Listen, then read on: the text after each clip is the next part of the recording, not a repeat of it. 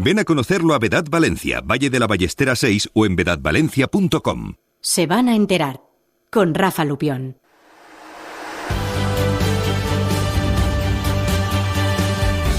Continúa esa comparecencia de Pedro Sánchez que hemos escuchado al inicio de este programa. Continúa en directo compareciendo el presidente del gobierno, que hace escasos segundos se ha referido también al discurso de Navidad del jefe del Estado, de Felipe VI. Ha dicho que fue un discurso valiente, el de Felipe VI, en el que, ya saben, se batieron todos los récords de audiencia. El discurso con mayor audiencia en una Nochebuena, el discurso del rey, desde que existen datos. En 1992 se comenzó a medir la audiencia y desde entonces nunca un discurso del rey había tenido más seguidores que el de la pasada Nochebuena, con ese morbo del que les hemos venido hablando, de la mención a su padre, el rey emérito Juan Carlos I, al que no mencionó directamente, pero sí habló de familiares y de que esa ética y esa ejemplaridad debe de estar por encima de los lazos familiares. Es lo que dijo el jefe del Estado y rey de España, Felipe VI. Ya saben que nosotros cada semana abrimos un espacio en este programa para conocer a nuestros representantes públicos, para conocer a los diputados en las Cortes Valencianas. Queremos hablar poco de política, aunque dicen que todo es política. Queremos hablar más de personas, de quiénes son esas personas que están en las Cortes, cuál es su labor y cómo representan los intereses de aquellos que han depositado sus papeletas, su confianza, por tanto, en ellos para que los representen en las instituciones. Hoy nos acompaña José María Llanos Pitarch, que es diputado por Valencia, presidente provincial del grupo parlamentario Vox. Señor Llanos, ¿qué tal? Muy buenas. Buenos días y feliz Navidad a todos tus oyentes. ¿Qué tal, Rafa? Igualmente. Ya sabe que, como decía, se trata de que lo conozcamos. Así que yo creo que nadie lo conoce a usted mejor que usted mismo. Cuéntenos quién es José María Llanos. Bueno, conocerme creo que sí, me conozco, ¿no? Pero es difícil hablar de uno, precisamente porque se conoce tanto, que conoce todos sus defectos y difícilmente reconoce si tiene alguna virtud, ¿no? Bueno, pues José María Llanos es un profesor de universidad, profesor de Derecho en la Facultad de Derecho de la Literaria de la Universidad Pública de Valencia desde hace 31 años. Lo he compaginado también con unos años como magistrado de la Audiencia Provincial, luego teniendo un despacho también privado, y eso en lo profesional. Y luego, bueno, pues llega el momento en el que, sin haberlo pensado y sin pensarlo demasiado bien, pues bueno, me di cuenta que sentía cierta orfandad, cierta falta de representatividad en esos políticos que elegimos cada 4 años, y bueno, aparece un día en mi ordenador buscando pues un poco de auxilio frente a lo que yo veía que era una política que nos llevaba un tanto al desastre. Aparece el decálogo, el manifiesto de la fundación de Vox, y a los 5 minutos me afilié. Es decir, pensé que ese era mi partido, pensé que era el partido que necesitaba la ciudadanía, que podía recuperar todo aquello que yo consideraba que se estaba dejando atrás y que era imprescindible para una sociedad bien estructurada, para una sociedad estable y con futuro. Y bueno, empecé otro camino muy distinto al de la vida privada que había llevado en el ámbito profesional. ¿Pero cómo puede ser que haya un profesor universitario que no se afilie a Podemos? ¿No? ¿En la universidad no eran todos de Podemos? Bueno, todos no lo eran. Ahora quizá hay más de los que había, ¿no? Bueno, lo cierto es que la universidad, por desgracia, en mi opinión, ha sido el caldo de cultivo de Podemos, ¿eh? Es decir, bueno, ha habido una serie de fundaciones que han establecido convenios con las universidades, en concreto también con nuestra Facultad de Derecho de Valencia, que bueno, pues iban a arreglar la sociedad venezolana, crear nuevas constituciones mucho más democráticas, y al final lo que han hecho ha sido pues un fraude democrático en Venezuela, como ya todos los oyentes saben, y esas personas son las que fundaron, de alguna manera, este grupo que se aprovechó de una necesidad, de unas quejas, ¿no?, que había en la ciudadanía, que se aprovechó del 15 de mayo, la verdad. Mire usted que no pensaba yo que íbamos a acabar hablando de Venezuela, por más que en su grupo Hombre, político lo menciona muchas veces. Pero Podemos y Venezuela tienen mucho que ver. Pero bueno, pero si nos ponemos así, yo le voy a seguir preguntando. ¿Y el PP nunca pensó en afiliarse al PP porque era la derechita cobarde? No, yo estuve de joven, de muy joven, estuve afiliado al PP, como, bueno, pues cosas de familia, me afiliaron en su momento porque yo vivía en mi pueblo y, bueno, venía un congreso provincial y algo así, y entonces, bueno, pues que necesitaban apoyos y tal, y entonces, bueno, pues toda mi familia se afilió al PP. Nunca pagué una cuota, es decir, nunca participé de la vida política del Partido Popular, pero quizá en aquellos momentos me pareció bien apoyar a un partido que defendía una visión de la sociedad que yo entendía.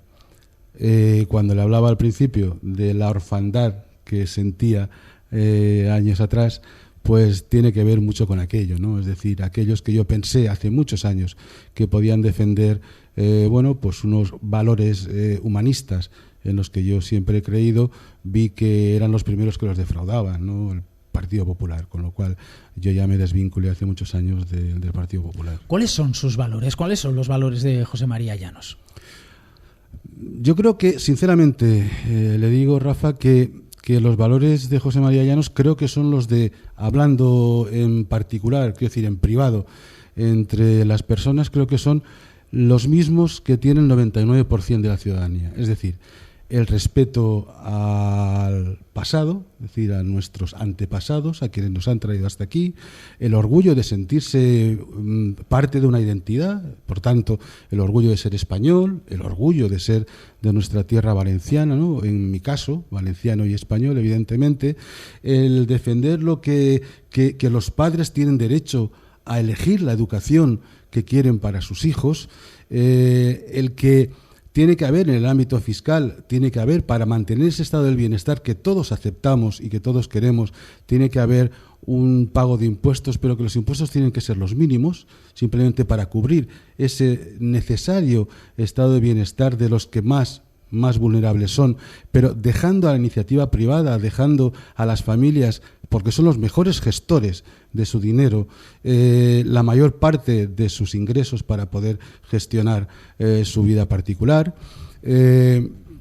defender la libertad de pensamiento y la libertad de acción y defender también la vida. Yo creo que la dignidad del ser humano se encuentra en estos valores y creo sinceramente, de verdad, como te decía, que todos en el ámbito privado, dejando luego lo que es hacer a veces política cara a la galería, que algunos entiendo que hacen, yo creo que en el ámbito privado todos compartimos esos valores. ¿Es usted demócrata? Lo digo porque muchas veces se escucha, ¿no?, en el Parlamento, en el Congreso de los Diputados y en las Cortes Valencianas, Sí. en cualquier parlamento, en cualquier hemiciclo, aquello de que Vox no lo es, no cree en la democracia. Bueno, yo creo que soy demócrata porque lo llevo en la sangre. Es decir, yo creo que una persona que defiende la libertad a ultranza, que defiende al ser humano a ultranza, no puede por más que ser demócrata, ¿no? Yo creo que precisamente el hecho de que el argumento contra nosotros sea que no somos demócratas demuestra, y además reiteradamente demuestra, pues algo así como excusatio non petita, accusatio manifesta, ¿no? Es decir, falta de argumentos por una parte y una forma de intentar justificarse frente a la coherencia y a la claridad con la que hablamos desde nuestro partido. ¿Se considera usted en un extremo del espectro político? No, en absoluto. Mire, yo creo que los extremos se tocan. Y yo creo que los extremos, yo digo a veces que Estados Unidos y Rusia se acercan por el estrecho de Bering, ¿no? Es decir, los extremos, ¿no? No, los extremos son muy parecidos y los extremos son malos. Sinceramente, creo que el extremismo es malo. Yo creo que hay que mantener una posición moderada en la vida, firme, que no es lo mismo. Es decir, yo creo que hay que ser coherente, que hay que ser constante, que hay que ser comprometido y que hay que ser firme con aquello que uno cree, pero desde luego eso no tiene nada que ver con los extremos, todo lo contrario. Creo que una persona coherente es la persona más moderada. Claro, decía usted esto de que los extremos se tocan cuántas veces, ¿no? Se ha escuchado esto de Vox y Podemos. Sí, bueno, es que les viene muy bien a los demás, les viene muy bien a Ciudadanos, al Partido Popular. Y se siente a veces que están en ese rincón, en el mismo rincón, con los diputados de Podemos. En el caso valenciano y de las Cortes Valencianas, no, porque, en este momento pues forman parte del mismo gobierno del Sí. Botanic, pero también en el gobierno de España, pero en otras ocasiones, en otros momentos, se siente que los tienen los grandes partidos.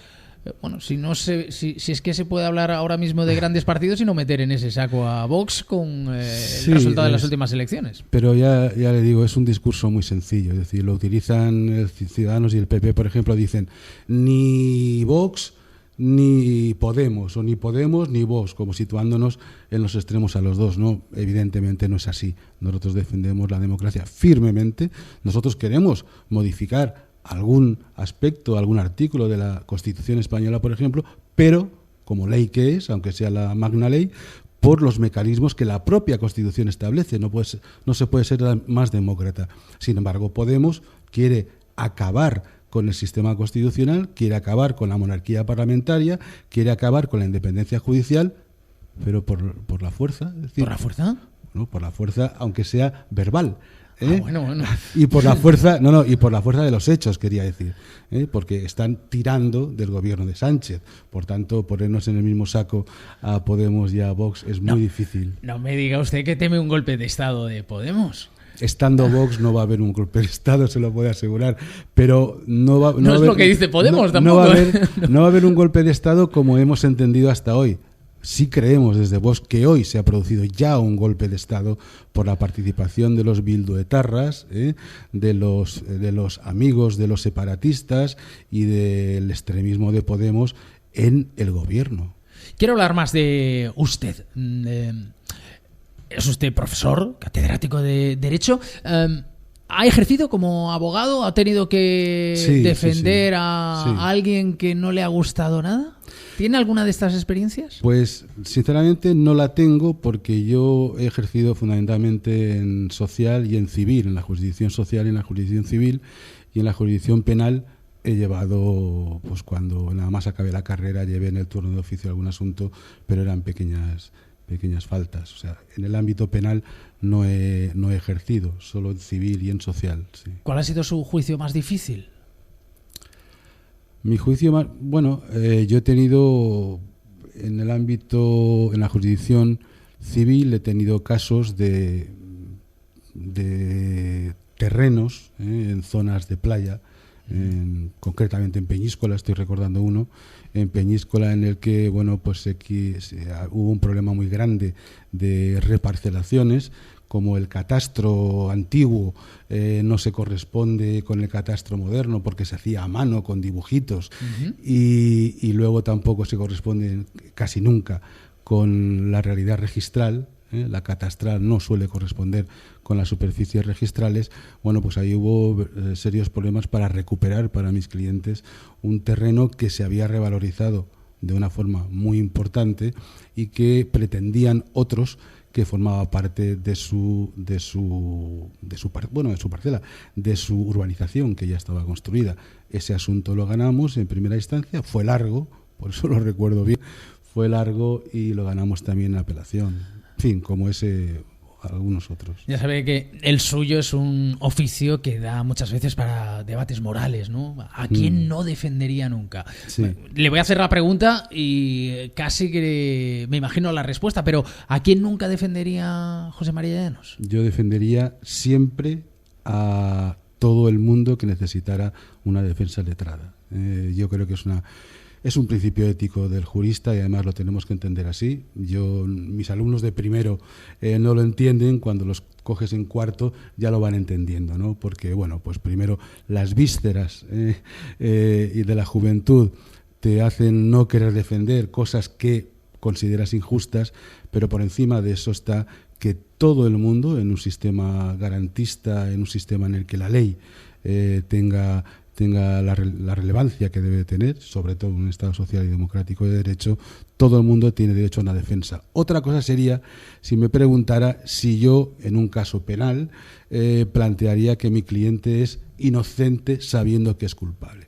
Eso ya entra también en el ámbito de la ética y, bueno, hay casos en los que hay que buscar la mejor pena, es decir, la menor pena, pero tampoco para tu cliente, pero eso tampoco implica tener que mentir, ¿no?, en un juicio. Igual Otegi tiene que buscar abogado en breve. Si lo llama usted, le coge el teléfono o tiene problemas de agenda. ¿Quién, perdona? Otegi. Bueno, yo creo que Otegi tendrá mejores abogados que yo, o desde luego abogados que le defiendan con más ganas que yo lo haría. Pero desde luego, si se diera el caso, cuando no hay otro abogado a la vista, nuestra obligación ética es defender a todo el mundo. Como profesor, ¿es un oficio difícil muchas veces o pesa más lo gratificante? Las dos cosas. Es un oficio muy difícil porque es un oficio de enorme responsabilidad, pero es tremendamente gratificante. Yo he comentado muchas veces que yo entro en clase triste y salgo contento. El día que de una clase yo no saliera contento, lo dejaría. Y gracias a Dios no me ha pasado nunca. ¿Sigue dando clases ahora? No, de hecho ahora tengo realmente un mono terrible de estar con mis alumnos. La verdad es que fue una vocación, es mi vocación fundamental y yo disfruto mucho porque ves cómo quieren aprender, cómo puedes, bueno, pues transmitirles. Yo intento siempre decirles que no me hagan caso, es decir, yo lo que quiero es fomentar su espíritu crítico, porque conocimientos se adquieren, pero lo importante es que conozcan cómo discernir entre lo que les puedo plantear yo, les puede plantear otro profesor o les pueden plantear los libros. Es decir, hoy tienen acceso a tantas posibilidades que una formación lineal sería lo más triste. ¿Tiene dificultades para elegir una de estas tres actividades que usted ha desarrollado? Abogado, profesor y político. Si habla José María Llanos, yo volvería a mis profesiones privadas, porque ambas son mi vocación. Yo disfruto dando clase e investigando, porque también es una parte de nuestra labor. Y luego el ejercicio de la abogacía también me llena bastante, pero más me gusta transmitir la visión de un jurista a mis alumnos para que luego sean buenos profesionales. Y si hablamos de lo público, pues o de la coyuntura, por decirlo de alguna manera, yo creo que en estos momentos mi sitio y mi compromiso es con la política y estoy completamente contento. ¿Se ha planteado hasta cuándo? Sí me lo he planteado, es decir, no me he planteado fechas, pero sí me he planteado que... ¿Hitos?